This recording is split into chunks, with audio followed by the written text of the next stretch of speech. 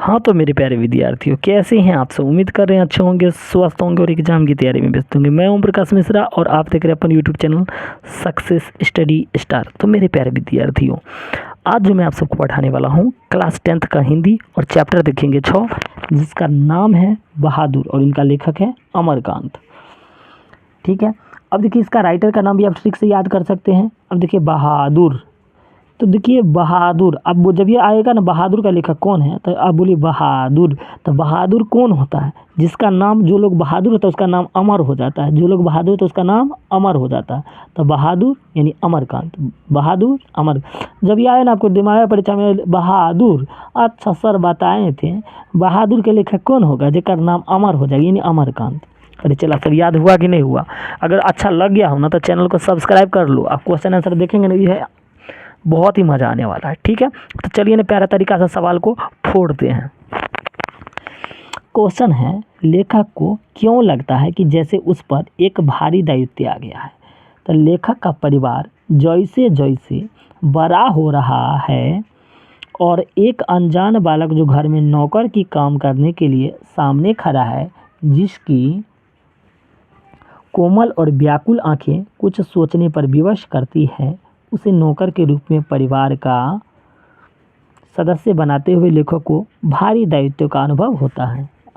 ठीक है, अगला क्वेश्चन, अपने शब्दों में पहली बार दिखे बहादुर का वर्णन करें। तो बहादुर जो ना पहला टाइम जो लेखक देखे थे तो कैसन कैसन क्या क्या था, कलर पहनावा, उससे सबका वर्णन है। देखिए ना, बहादुर का शरीर कम लंबाई का था। ठीक है, याद हो गया, बहादुर का शरीर कम लंबाई का था।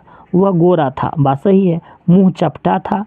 वह सफ़ेद नेकर आदि बाकी ही सफ़ेद कमीज, भूरे रंग का पुराना जूता पहनता था। उसके गले में स्काउटों की तरह एक रुमाल बांधा हुआ था। बस यह सब है। अगला क्वेश्चन पर आ जाइए। लेखक को क्यों लगता है कि नौकर रखना बहुत ज़रूरी हो गया था। तो देखिए ना, कर अपन भाषा में आंसर। लेखक अपने सभी भाई और रिश्तेदार जब नज़र दौड़ाते हैं तो सभी अच्छे ओहदे वाले दिखाई देते हैं। सही बात है, लेखक के भाई रिश्तेदार सब नौकर रख लेता और नज़र ला रही है, वो सब तो अमीर है,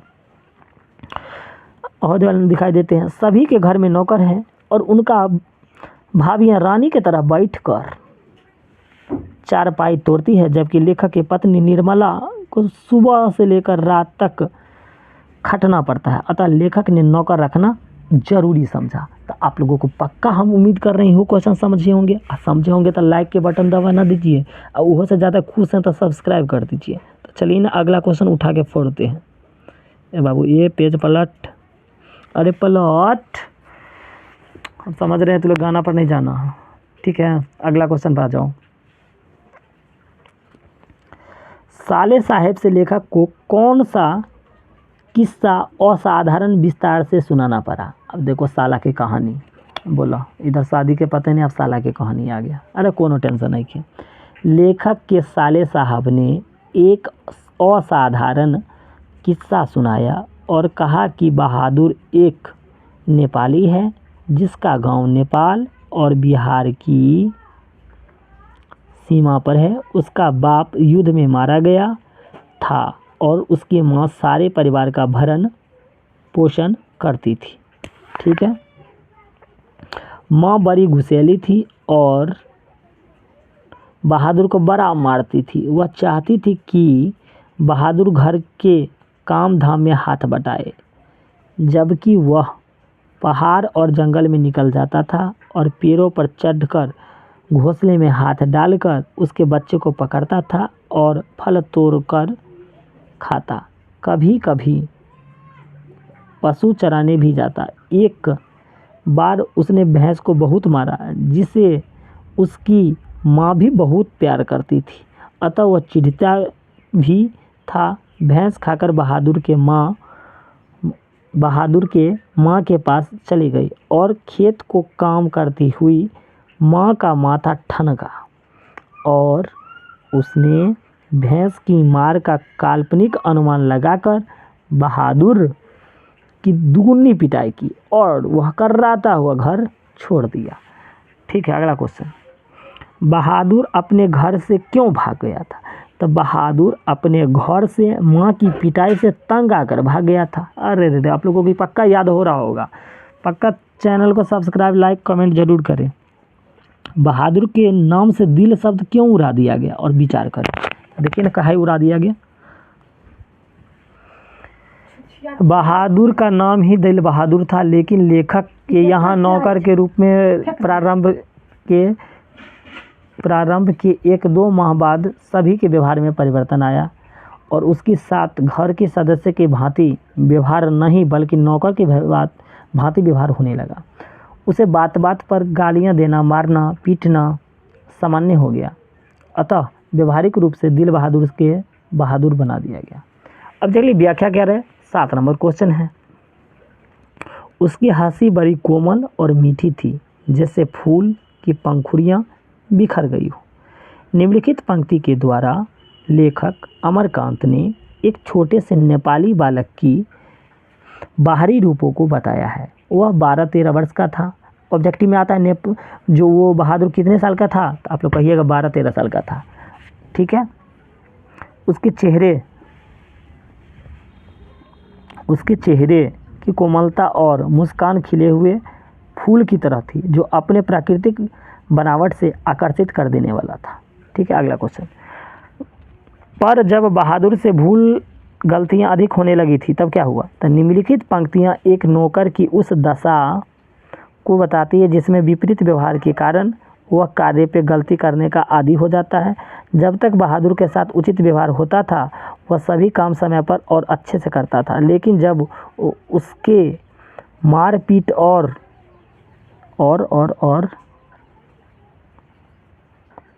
रुक जाइए बाबू लोग, पेज का पलट देते हैं।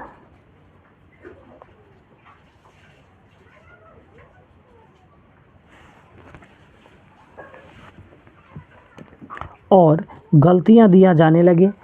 उसने काम की प्रति निष्ठा धरती चली गई और गलतियां अधिकता बढ़ती गई। ठीक है, अगला क्वेश्चन पर आ जाइए। अगर वह कुछ चुरा कर ले गया होता तो संतोष हो जाता। अब देखिए, निम्नलिखित पंक्ति उन विचारों को बताता है जिनमें वो नौकर के प्रति थोड़ी बहुत श्रद्धा रखती थी। उन्होंने कार्य तो करवाया लेकिन पारिश्रमिक नहीं दिया, यानी मजदूरी नहीं दिया, और बहादुर भी बिना पारिश्रमिक लिए घर से भाग गया। अतः लेखक के मुख से अन्यास यह निकलता है कि अगर वह कुछ चुरा कर ले गया होता तो संतोष हो जाता। देखिए अगला, यदि मैं ना मारता तो शायद वह ना जाता। यह पंक्ति बहादुर खोने की अफसोस की प्रगति करता है। उसको जाने से परिवार के सभी सदस्य एक एक कर गमगीन हो जाते हैं और अंत में सभी यह सोचते हैं कि पिटाई और गाली गलौज की भी उस स्वाभिमानी बालक को घर छोड़ने पर विवश किया। बिल्कुल सही बात है। जरा डेली मारिएगा तो घर से भागबे नहीं करेगा। अगला, काम धाम के बाद रात को अपने बिस्तर पर गए बहादुर का लेकिन किन शब्दों में चित्रण करता है, चित्रकार से स्पष्ट करें। काम धाम के बाद रात को अपने बिस्तर पर जब बहादुर जाता तब उसे टूटी हुई बसखट अपने कपड़ों को एक गोले टोपी निकालकर पहनता, आईना निकालकर बंदर की तरह अपना मुख देखता। इसके बाद गोलियां, ताश की गड्डी, खूबसूरत पत्थर, ब्लेड और कागज की नाव उसकी बिस्तर पर सजी रहती। वह उससे कुछ देर तक खेलता और फिर धीरे धीरे स्वर में पहाड़ी गानों गुनगुनाने लगता। अगला क्वेश्चन, बहादुर के आने से लेखक के घर और परिवार के सदस्य पर कैसा प्रभाव पड़ा। बहादुर के आने से लेखक के घर पे सभी काम समय पर होने लगे। लेखक की पत्नी और लेखक का पुत्र सभी निश्चिंत होकर रहने लगे और ठाठ बाट का जीवन व्यतीत होने लगा। ठीक है, अगला, किन कारणों से बहादुर ने एक दिन लेखक का घर छोड़ दिया। तो देखिए, बहादुर शेखर के द्वारा बात बात पर पीटे जाने पर गाली सुनने से अपना स्वाभिमान को ठेस पहुंचता हुआ देखता था। जब उसे यह प्रत्येक दिन की कहानी लगने लगी तो अतः अपने घर की वादी लेखक के घर भी छोड़ दिया। चलिए अगला क्वेश्चन पे आते हैं। चलिए, बहादुर पर ही चोरी का आरोप क्यों लगाया जाता है और इस पर आरोप का क्या असर पड़ता है? बहादुर पर लेखक के साले के द्वारा चोरी का आरोप लगाया गया। देखिए अब यहाँ से ऑब्जेक्टिव भी बनता है, जब बहादुर पर चोरी का आरोप किसने लगाया? तो याद रखिएगा, लेखक के साले ने। लेखक के साले व्यवहारिक और कुशल प्रवृत्ति के लोग थे। वो स्वभाव में अत्यंत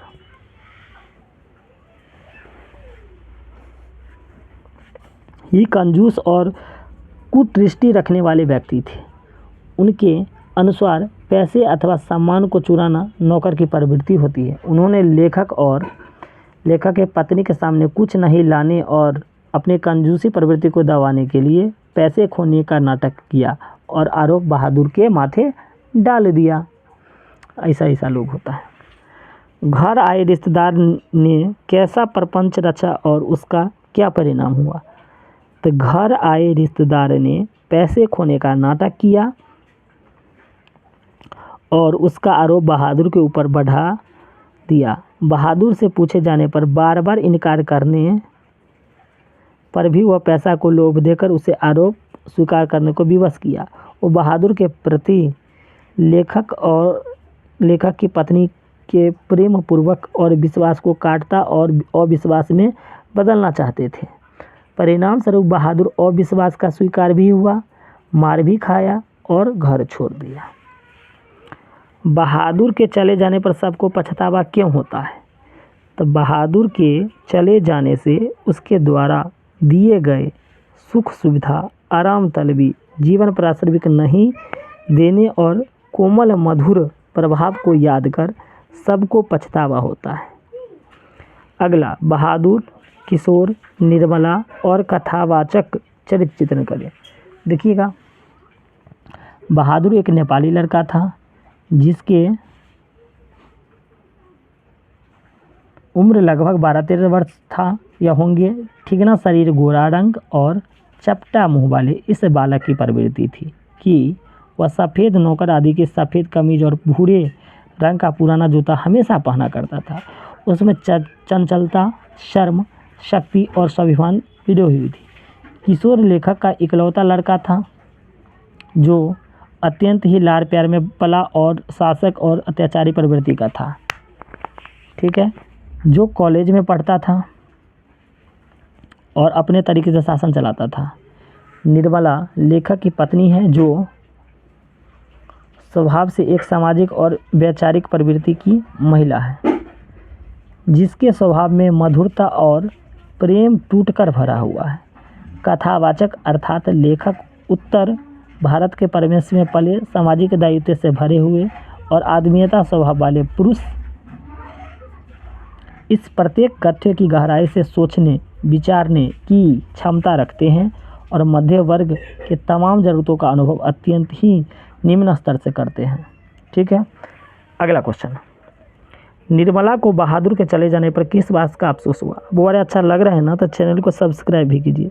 देखिए इसका आंसर, निर्मला को बहादुर के चले जाने पर अत्यंत ही अफसोस हुआ। वह यह जानती थी कि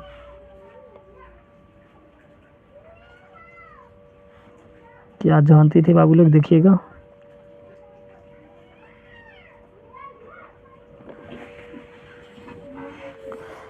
कि उसकी संबंधी झूठ बोल रहे हैं। उसके मन में बहादुर की एक कोमल प्रवृत्ति बैठी थी। उसकी द्वारा दिए गए आराम और ईमानदार नौकर की छाप उसे रोने पर विवश किया। आगे देखिएगा, बहादुर छोटा मुंह बड़ी बात कहती है। इस दृष्टि से बहादुर कहानी पर विचार करें।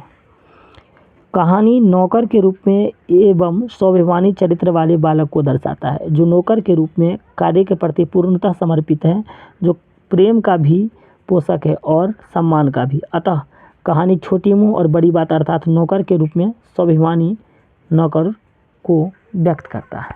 ठीक है, कहानी के शीर्षक की सार्थकता स्पष्ट कीजिए। लेखक ने इसका सार्थक नौकर क्यों नहीं रखा? कहानी का शीर्षक बहादुर, मुख्य पात्र बहादुर के उस चरित्र को बताता है जिसमें वह अपना घर खोता है, अपनी माँ को खोता है, अपनी मालिक और मालिकान को खोती है, लेकिन हर कीमत पर अपने स्वाभिमान अतः बहादुर शीर्षक उचित है, ना कि नौकर। ठीक है। अगला क्वेश्चन, कहानी का सारांश प्रस्तुत करें, यानी पूरा सारांश संक्षिप्त में देना है।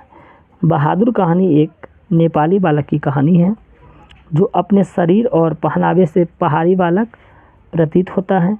उसके चेहरे पर ईमानदारी, कर्तव्य, प्रेम, स्वाभिमान की चमक बनी रहती है,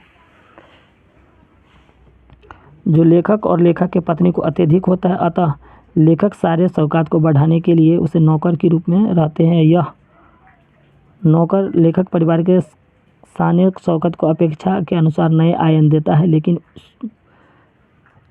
व्यवस्थित यानी बेविचार, क्रूरता, निर्दयता और मानवता की समाप्ति भरी आचरण उसे घर छोड़ने पर विवश करती है। वह बिना प्रासंगिक के लिए अपने स्वाभिमान को बचाते हुए घर छोड़ देता है। लेखक के साथ पूरे परिवार को पछतावा के लिए विवश करता है। उम्मीद कर रहे हैं आप लोगों को इस वीडियो बहुत ही अच्छा लगा होगा। यदि अच्छा लग गया हो तो चैनल को सब्सक्राइब कीजिए, लाइक कीजिए, शेयर कीजिए, कमेंट कीजिए। धन्यवाद।